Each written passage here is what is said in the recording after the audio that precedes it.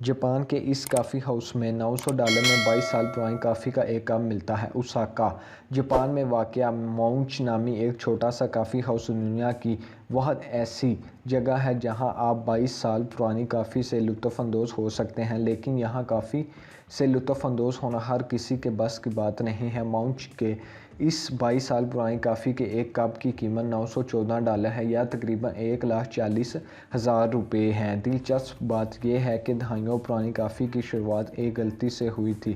اس کافی house کے اکلوتے ملازم اور مالک کانجی تاناکا آئس کافی کی ایک قسم فروخت کرتے تھے۔ اسے وہ فریج میں رکھا کرتے تھے۔ ایک بار وہ کافی کو 6 مہینے کے لیے رکھ کر بھول گئے۔ 6 ماہ بعد وہ اسے خراب کافی سمجھ کر پھینکنے لگے تھے، لیکن اس سے پہلے انہوں نے اس کا ایک گھونٹ بھرا۔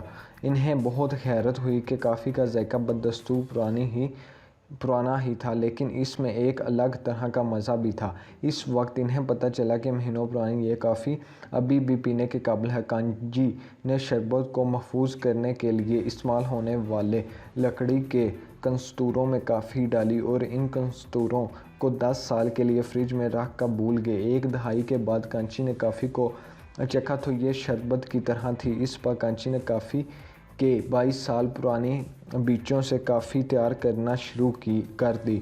وہ خود ہی ان بیجوں کو پیستے اور نیٹ ڈراپ نامی فلٹر سسٹم سے اسے فلٹر کرتے۔ اس طریقے سے کافی کی کڑواہٹ ختم کرتے وہ بام سے اس میں مزید خوشبو اور تاثیر پیدا کرتے۔ یہ کافی بعد میں لکڑی کے کنستوروں میں ہی محفوظ کی جاتی۔